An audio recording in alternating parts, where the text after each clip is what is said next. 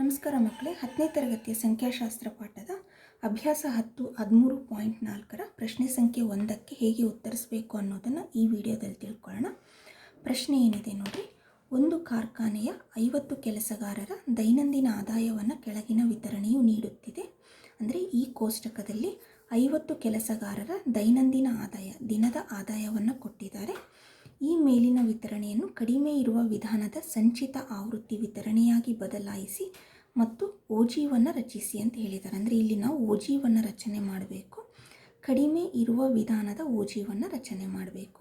ಇಲ್ಲಿ ಏನು ದೈನಂದಿನ ಆದಾಯವನ್ನು ಕೊಟ್ಟಿದ್ದಾರೆ ಹಾಗೂ ಕೆಲಸಗಾರರ ಸಂಖ್ಯೆ. ಅಂದರೆ 100ರಿಂದ 120 ರೂಪಾಯಿ ಆದಾಯ ಪಡೆಯುವವರು 12 ಜನ, 120ರಿಂದ 140 ರೂಪಾಯಿ ಒಳಗಡೆ ಆದಾಯ ಪಡೆಯುವವರು 14 ಜನ, 140ರಿಂದ 160 ರೂಪಾಯಿಗಳವರೆಗೆ ಆದಾಯ ಪಡೆಯುವವರು 8 ಜನ, 160ರಿಂದ 180 ರೂಪಾಯಿ ಒಳಗಡೆ ಆದಾಯ ಪಡೆಯುವವರು 6 ಜನ, 180ರಿಂದ 200 ರೂಪಾಯಿಗಳ ಒಳಗೆ ಆದಾಯ ಪಡೆಯುವವರು 10 ಜನ. ಈ ಒಂದು ಕೋಷ್ಟಕಕ್ಕೆ ನಾವು ಕಡಿಮೆ ಇರುವ ವಿಧಾನದ ಓಜಿವನ್ನು ರಚನೆ ಮಾಡಬೇಕು. ಹೇಗೆ ಅನ್ನೋದನ್ನು ಈ ವಿಡಿಯೋದಲ್ಲಿ ತಿಳ್ಕೊಳ್ಳೋಣ. ಈಗ ಮೊದಲಿಗೆ ಅವರು ಕೊಟ್ಟಿರುವಂತಹ ದತ್ತಾಂಶವನ್ನು ಕಂಬ ಸಾಲಿನಲ್ಲಿ ಬರ್ಕೊಳ್ಳೋಣ. ಈ ಥರ ಇದು ವರ್ಗಾಂತರ,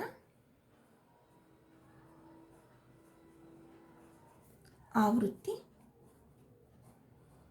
ಇಲ್ಲಿ ವರ್ಗಾಂತರ ಏನಿದೆ 100ರಿಂದ 120 ರೂಪಾಯಿ 12 ಜನ, 120ರಿಂದ 140 ರೂಪಾಯಿಗಳು 14 ಜನ, 140ರಿಂದ 160 ರೂಪಾಯಿವರೆಗೆ ಆದಾಯ ಪಡೆಯುವವರು 8 ಜನ, 160ರಿಂದ 180 ರೂಪಾಯಿಗಳವರೆಗೆ ಆದಾಯ ಪಡೆಯುವವರು 6 ಜನ, 180ರಿಂದ 200 ರೂಪಾಯಿಗಳವರೆಗೆ ಆದಾಯ ಪಡೆಯುವವರು 10 ಜನ.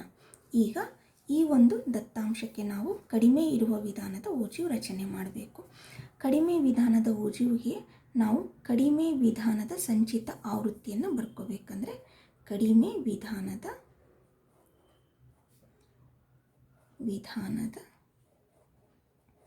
ಸಂಚಿತ ಆವೃತ್ತಿ.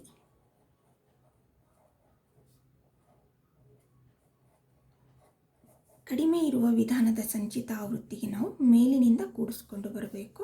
ಈಗ ನೋಡೋಣ. ಮೊದಲನೇ ಸಂಖ್ಯೆ 12, 12 14 ಕೂಡಿಸಿದರೆ 26, 12 14 8. ಈ ಮೂರು ಸಂಖ್ಯೆಗಳು ಇಲ್ಲಿವರೆಗೆ 26 ಆಗಿದೆ. 26ಕ್ಕೆ 8ಅನ್ನು ಕೂಡಿಸಿದರೆ 34. ನಂತರ ಇದು ಈ 4 ಸಂಖ್ಯೆಗಳನ್ನು ಕೂಡಿದರೆ ಇಲ್ಲಿವರೆಗೆ 34, 34ಕ್ಕೆ 6ಅನ್ನು ಕೂಡಿಸಿದರೆ 40. ನಂತರ ಈ 5 ಸಂಖ್ಯೆಗಳನ್ನು ಕೂಡಿದರೆ ಇಲ್ಲಿವರೆಗೆ 40 ಆಗಿದೆ. 40ಕ್ಕೆ 10 ಸೇರಿಸಿದರೆ 50. ನೋಡಿ, 50 ಕೆಲಸಗಾರರು ಅಂತ ಹೇಳಿದ್ದಾರೆ, ನಮಗೆ 50 ಸಂಖ್ಯೆ ಬಂದಿದೆ. ಈ ಒಂದು ಸಂಚಿತ ಆವೃತ್ತಿಯ ಅರ್ಥ ಏನೆಂದರೆ ಈ 12 ಜನರು 120 ರೂಪಾಯಿಗಿಂತ ಕಡಿಮೆ ಆದಾಯವನ್ನು ಹೊಂದಿದ್ದಾರೆ ಅಂತ ಅರ್ಥ. ಅದೇ ಥರ ಈ 26 ಜನರು 140ಕ್ಕಿಂತ ಕಡಿಮೆ ಆದಾಯವನ್ನು ಹೊಂದಿದ್ದಾರೆ. ಈ 26 ಜನರಲ್ಲಿ ಈ 12 ಜನರು ಹಾಗೂ 14 ಜನ ಇವರಿಬ್ಬರು ಒಳಗೊಂಡಿರ್ತಾರೆ ಅಂತ. ನಂತರ ಈ 34 ಜನರಲ್ಲಿ ಇವರು ಸೇರಿರ್ತಾರೆ, ಇವರು ಸೇರ್ಕೊಂಡಿರ್ತಾರೆ, ಅವರು ಇವರು ಕೂಡ ಸೇರ್ಕೊಂಡಿರ್ತಾರೆ. ಅಂದರೆ ಈ 34 ಜನರಿಗೆ 160 ರೂಪಾಯಿಗಿಂತ ಕಡಿಮೆ ಆದಾಯ ಇದೆ ಅಂತ ಅರ್ಥ. ನಂತರ ಈ 40 ಜನರಲ್ಲಿ ಇವಿಷ್ಟು ಜನರು ಸೇರಿರ್ತಾರೆ. ಅಂದರೆ ಈ 40 ಜನರಿಗೆ 180ಕ್ಕಿಂತ ಕಡಿಮೆ ಆದಾಯವನ್ನು ಹೊಂದಿದ್ದಾರೆ ಅಂತ. ನಂತರ ಈ 50 ಜನರು 200 ರೂಪಾಯಿಗಳಿಗಿಂತ ಕಡಿಮೆ ಆದಾಯ, ಅಂದರೆ ಈ 50 ಜನರಲ್ಲಿ ಇವರೆಲ್ಲರೂ ಬಂದಿದ್ದಾರೆ ಅಂತ ಅರ್ಥ. ಇದು ಈಗ ಈ ಕಡಿಮೆ ವಿಧಾನದ ಸಂಚಿತ ಆವೃತ್ತಿಗೆ ನಾವು ವರ್ಗಾಂತರ ತಗೊಂಡು ಓಜಿವನ್ನು ರಚನೆ ಮಾಡಬೇಕು. ಈಗ ಕಡಿಮೆ ಇರುವ ವಿಧಾನದಲ್ಲಿ ನಾವು ಈ ಸಂಚಿತ ಆವೃತ್ತಿಗೆ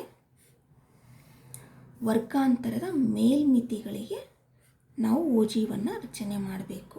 ಯಾಕೆ ಅಂದರೆ ನೋಡಿರಿ, ನಾನು ಹೇಳಿದ್ನಲ್ಲ, 12 ಜನರು 120ಕ್ಕಿಂತ ಕಡಿಮೆ, 26 ಜನರು 140ಕ್ಕಿಂತ ಕಡಿಮೆ, 34 ಜನರು 160ಕ್ಕಿಂತ ಕಡಿಮೆ. ಹಾಗಾಗಿ ಸಂಚಿತ ಆವೃತ್ತಿಗೆ ವರ್ಗಾಂತರದ ಮೇಲ್ಮಿತಿಗಳನ್ನು ತಗೊಂಡು ಓಜಿವನ್ನು ರಚನೆ ಮಾಡಬೇಕು. ಈ ವರ್ಗಾಂತರದಲ್ಲಿ ಇದನ್ನು ಕೆಳಮಿತಿ ಅಂತ ಕರಿತೀವಿ, ಇದನ್ನು ಮೇಲ್ಮಿತಿ. ಅಂದರೆ ವರ್ಗಾಂತರದ ಮೇಲ್ಮಿತಿಗಳಿಗೆ ಹಾಗೂ ಸಂಚಿತ ಆವೃತ್ತಿಗೆ ನಾವು ಓಜಿವನ್ನು ರಚನೆ ಮಾಡಬೇಕು. ಈಗ ಗ್ರಾಫ್ ಶೀಟಲ್ಲಿ ಮಾಡೋಣ. ಮೊದಲಿಗೆ ಗ್ರಾಫ್ ಶೀಟಲ್ಲಿ ಒಂದು ವೈ ಅಕ್ಷ, ಎಕ್ಸ್ ಅಕ್ಷ, ಮತ್ತೊಂದು ವೈ ಅಕ್ಷವನ್ನು ತಗೋಬೇಕು. ಯಾವಾಗಲೂ ಎಕ್ಸ್ ಅಕ್ಷದ ಮೇಲೆ ಅಂದರೆ ಅಡ್ಡ ಸಾಲಿನ ಮೇಲೆ ನಾವು ವರ್ಗಾಂತರವನ್ನು ತಗೋಬೇಕು ಹಾಗೂ ಕಂಬ ಸಾಲಿನ ಮೇಲೆ ಅಂದರೆ ಎಕ್ಸ್ ಅಕ್ಷದ ಮೇಲೆ ಸಂಚಿತ ಆವೃತ್ತಿಯನ್ನು ತಗೋಬೇಕು. ಈಗ ಹಾಕ್ಕೊಳ್ಳೋಣ. ಈಗ ಒಂದು ಎಕ್ಸ್ ಅಕ್ಷವನ್ನು ಆಯ್ಕೆ ಮಾಡ್ಕೊಳ್ಳೋಣ.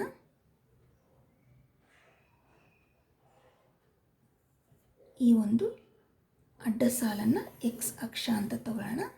ಇದು ಎಕ್ಸ್ ಅಕ್ಷ. ಅದೇ ಥರ ಒಂದು ಕಂಬ ಸಾಲನ್ನು ವೈ ಅಕ್ಷ ಅಂತ ತಗೊಳ್ಳೋಣ.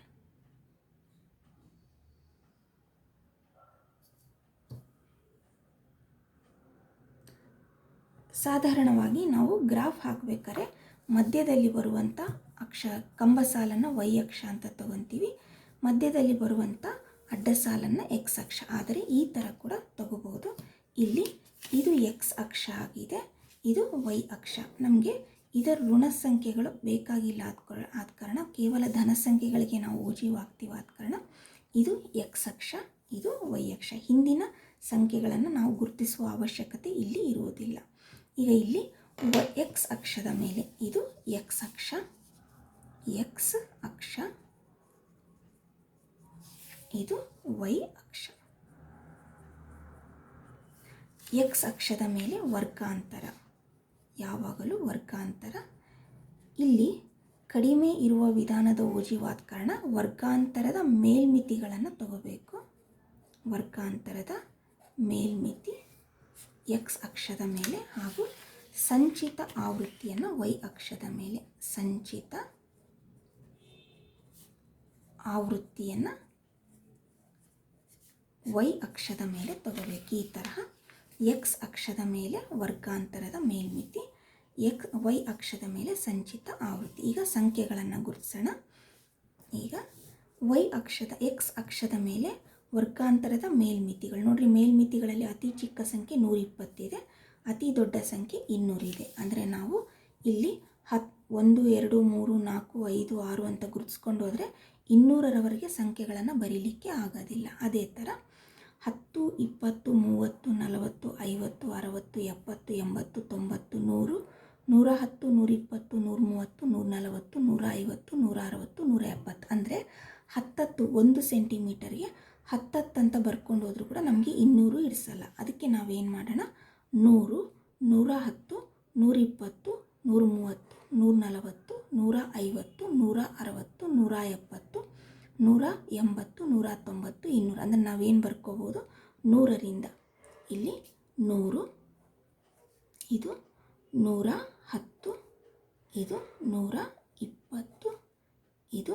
130, ಇದು 140, ಇದು 150, ಇದು 160, ಇದು 170, 180, 190, ಇದು 200. 200ರವರೆಗೆ ಸಂಖ್ಯೆಗಳಾಯಿತು. ಇದು ಎಕ್ಸ್ ಅಕ್ಷದ ಮೇಲೆ ವರ್ಗಾಂತರದ ಮೇಲ್ಮಿತಿಗಳನ್ನು ತಗೋಬೇಕು. ಈಗ ವೈ ಅಕ್ಷದ ಮೇಲೆ ಸಂಚಿತ ಆವೃತ್ತಿ. ಈಗ ನೋಡಿರಿ, ಸಂಚಿತ ಆವೃತ್ತಿಯಲ್ಲಿ ಅತಿ ಚಿಕ್ಕ ಸಂಖ್ಯೆ 12 ಇದೆ, ಅತಿ ದೊಡ್ಡ ಸಂಖ್ಯೆ 50. ಅಂದರೆ 50 ಇದೆ. ಅಂದರೆ ಇಲ್ಲಿ ಅಡ್ಡ ಕಂಬ ಸಾಲಿನಲ್ಲಿ 50 ಸಂಖ್ಯೆ ಇಡಿಸ್ಬೇಕು. ಈಗ ನಾವು 1, 2, 3, 4 ಅಂತ ಬರ್ಕೊಂಡೋದ್ರೆ 50 ಇಡಿಸಲ್ಲ. 5, 10, 15, 20, 25, 30, 35, 40, 45, 50. ಅಂದರೆ ನಾನು 5 ಬರ್ಕೊಂಡು ಹೋದರೆ ನಾನು ಈ ಕಂಬ ಸಾಲಿನಲ್ಲಿ ಇಡಿಸ್ಬೋದು. ಅಂದರೆ ಇದು 5, 10, 15, 20, 25, 30, 35, 40, 45, 50. ಇಲ್ಲಿವರೆಗೆ 50 ಆಗಿದೆ. ಅಂದರೆ 50 ಇಡಿಸಿದಾವೆ. ಈಗ ನಾವು ಈ ಅಳತೆ ಮಾನಗಳನ್ನು ಇಲ್ಲಿ ಬರೀಬೇಕಾಗ್ತದೆ. ಎಕ್ಸ್ ಅಕ್ಷದ ಮೇಲೆ ಪ್ರಮಾಣವನ್ನು ಇಲ್ಲಿ ಬರೀಬೇಕು. ಎಕ್ಸ್ ಅಕ್ಷದ ಮೇಲೆ 1 ಸೆಂಟಿಮೀಟರ್ ಅಂದರೆ ನಾವು ಎಷ್ಟು ತೊಗೊಂಡಿದ್ದೀವಿ ನೋಡ್ರಿ, ಇಲ್ಲಿ 1 ಸೆಂಟಿಮೀಟರ್ ಅಂದರೆ 10 ಅಂತರವನ್ನು ತೊಗೊಂಡಿವಿ. 100, 110, 120, 130 ಅಂದರೆ 10 ಡಿಫ್ರೆನ್ಸನ್ನು ತೊಗೊಂಡಿವಿ. ಅಂದರೆ 1 ಸೆಂಟಿಮೀಟರ್ ಅಂದರೆ 10 ಮಾನಗಳಿಗೆ ಸಮ ಅಂತ ಅರ್ಥ. ನಾವು 1 ಸೆಂಟಿಮೀಟರ್ ಹಾಕಿದರೆ 10 ಮಾನಗಳನ್ನು ಹಾಕಿದ್ದೀವಂತ. 2 ಸೆಂಟಿಮೀಟ್ರ್ ಹಾಕಿದರೆ 20 ಮಾನಗಳನ್ನು ಹಾಕಿದ್ದೀವಂತ. ಅದೇ ಥರ ವೈ ಅಕ್ಷದ ಮೇಲೆ ಅಳತೆಯ ಪ್ರಮಾಣ ಏನು ತಗೊಂಡಿದ್ದೀವಿ ನೋಡಿರಿ. 1 ಸೆಂಟಿಮೀಟ್ರ್ 5, 10, 15, 20 ಅಂದರೆ 5 ಹೆಚ್ಚಿಸ್ತಾ ಹೋಗ್ತಿದ್ದೀವಿ. ಅಂದರೆ 1 ಸೆಂಟಿಮೀಟರ್ ಹಾಕಿದರೆ ನಾವು 5 ಮಾನಗಳನ್ನು ಹಾಕಿದಂಗೆ. ಅಂದರೆ 1 ಸೆಂಟಿಮೀಟರ್ ಅಂದರೆ 5 ಮಾನಗಳಿಗೆ ಸಮ, ಎಲ್ಲಿ ವೈ ಅಕ್ಷದ ಮೇಲೆ. ಈಗ ಗ್ರಾಫನ್ನು ಹಾಕ್ಕೊಂಡು ಹೋಗೋಣ. ಮೊದಲಿಗೆ ಇಲ್ಲಿ ಈಗ ನೋಡ್ರಿ,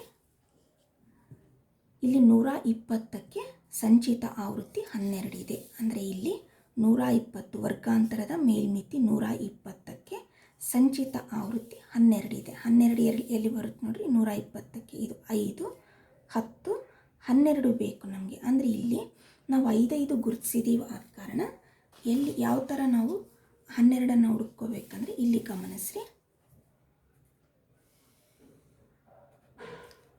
ಇಲ್ಲಿ ಇದು 5, 10, 15 ಅಂತಿದೆ, ಹೌದಾ. ಇದು 1 ಸೆಂಟಿಮೀಟ್ರ್.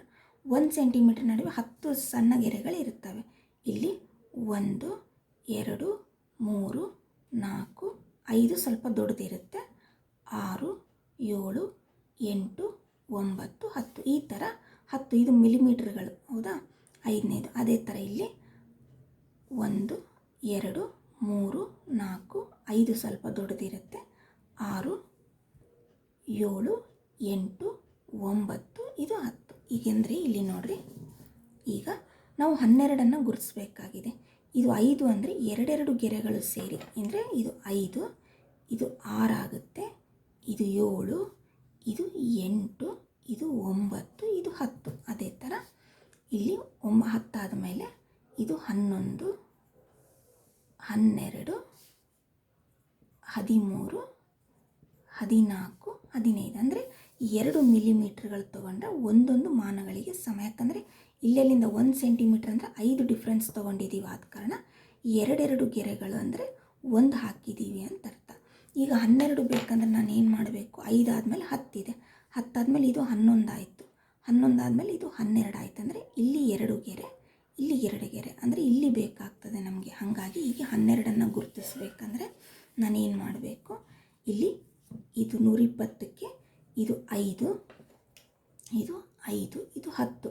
2 ಗೆರೆಗಳು ಸೇರಿದರೆ 1 ಮಾನಗಳಾಗುತ್ತೆ. ಹಾಗಾಗಿ 10, ಇದು 11, ಇದು 12 ಇಲ್ಲಿ ಬರುತ್ತೆ, ಹೌದಾ. ಆ ಬಿಂದು ಇಲ್ಲಿದೆ ನೋಡಿರಿ. ಮತ್ತೊಮ್ಮೆ ಇದು 5, 10, 2 ಗೆರೆಗಳು ಸೇರಿಸಿದರೆ 1 ಅಂತೇಳಿನಿ. 10, 11, 12, 12 ಇಲ್ಲಿಗೆ ಬಂತಂದರೆ ಮೊದಲನೇ ಬಿಂದು ನಮಗೆ ಸಿಕ್ಕಿತು. ಅಂದರೆ 120ಕ್ಕೆ 12 ಹಾಕಿದ್ದೀವಿ. ನಂತರ 140ಕ್ಕೆ ಎಷ್ಟು, 26 ನೋಡಿರಿ. 140ಕ್ಕೆ 26 ಹಾಕಬೇಕು. 140 ಇಲ್ಲಿದೆ, 140ಕ್ಕೆ 26, 5, 10, 15, 20, 20, 25. 2 ಗೆರೆಗಳು ಸೇರಿದರೆ 1 ಆಯ್ತಲ್ಲ, 25 ಆದಮೇಲೆ ಇದು 26 ಇಲ್ಲಿ ಬರುತ್ತೆ, ಅದು 26 ಸರಿನಾ. ಮತ್ತೊಮ್ಮೆ ನೋಡಿರಿ, ಇಲ್ಲಿಗೆ 20, 21, 22, 23, 24, 25, ಇದು 26 ಆಯಿತು. 25 ಇಲ್ಲಿಗಿದೆ, 25, ಇದು 26. ಈಗ 2ನೇ ಬಿಂದು ಬಂದಾಯಿತು. ಅಂದರೆ 2ನೇದು ಕೂಡ ಆಯಿತು. ಈಗ ನೆಕ್ಸ್ಟ್ 160ಕ್ಕೆ 34 ಇದೆ. 160ಕ್ಕೆ 34, 160ಕ್ಕೆ 34 ಹಾಕಬೇಕು ನಾವು. 160ಕ್ಕೆ 34, ಇಲ್ಲಿ 30 ಇಲ್ಲಿದೆ, 34 ಬೇಕು. 2 ಗೆರೆಗಳು ಸೇರಿದರೆ 1 ಮಾನಗಳಂತ ಹೇಳ್ತೀವಿ. ಹಂಗಾಗಿ ಇದಕ್ಕೆ 30, 31, 32, 33, 34 ಇಲ್ಲಿ ಬರ್ತದೆ, ಹೌದಾ. ಈಗಿದು 34 ಆಯಿತು. 160ಕ್ಕೆ 34 ಅಂದರೆ ಇದು ಕೂಡ ಆಯಿತು. ಈಗ ನೆಕ್ಸ್ಟ್ 180ಕ್ಕೆ 40 ತೊಗೊಳ್ಳೋಣ. 180ಕ್ಕೆ 40, ಈಗ ಇಲ್ಲಿ 180 ಇಲ್ಲಿದೆ, 180ಕ್ಕೆ 40 ಬೇಕು ನಮಗೆ. ಅಂದರೆ 180, 40 ನೋಡಿರಿ ಎಲ್ಲಿ ಬರುತ್ತೆ, 40. ಈ ಬಿಂದು ನಮಗೆ ಎಕ್ಸಾಕ್ಟ್ ಸಿಕ್ಬಿಡ್ತದೆ. 140ಕ್ಕೆ 180ಕ್ಕೆ 40 ಆಯಿತು. ಅಂದರೆ ಇದು ಕೂಡ ಆಯಿತು. ಈಗ 180ಕ್ಕೆ 40. ಈಗ 200ಕ್ಕೆ 50. 200 ಎಲ್ಲಿದೆ ನೋಡಿರಿ, 200 ಇಲ್ಲಿದೆ. 200ಕ್ಕೆ ಎಷ್ಟು ಬರಬೇಕು ನಮಗೆ? 50. 50 ಅಂದರೆ ಆ ಪಾಯಿಂಟ್ ಎಲ್ಲಿದೆ? ಇಲ್ಲಿ ಬರ್ತದೆ. ಹೌದಾ? ಈಗ ಈ ಗೆರೆಗಳನ್ನು ಸೇರಿಸ್ಕೋಬೇಕು. ಇವುಗಳನ್ನು ಸೇರಿಸಿದಾಗ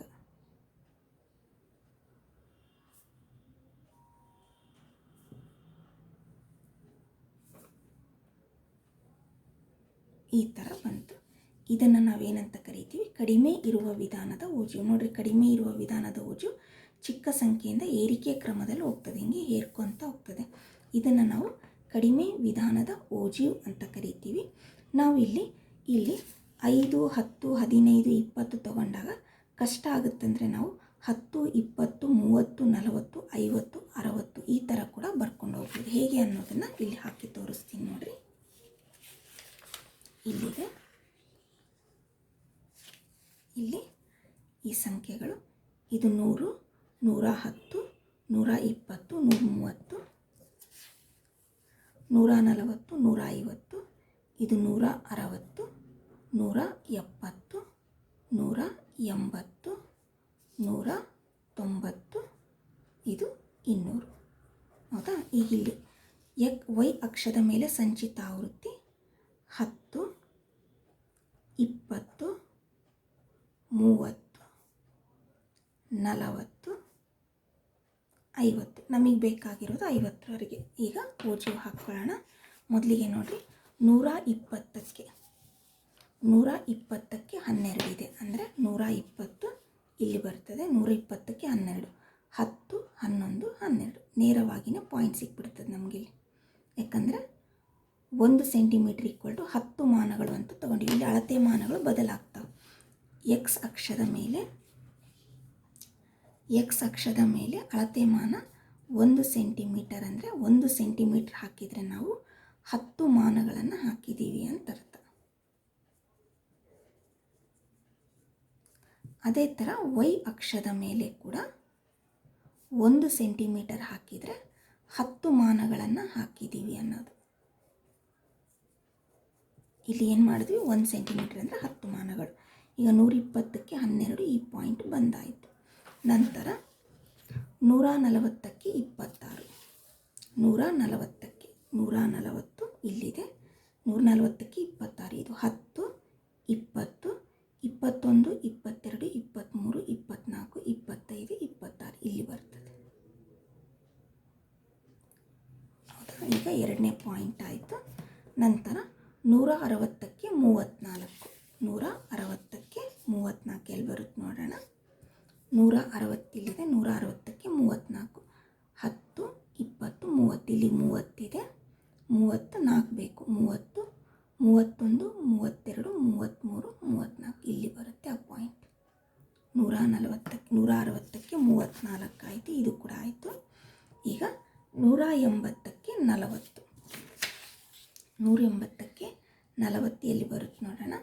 180ಕ್ಕೆ 40, 10, 20, 30, 40 ನೇರವಾಗಿ ಪಾಯಿಂಟ್ ಸಿಕ್ಬಿಡ್ತದೆ.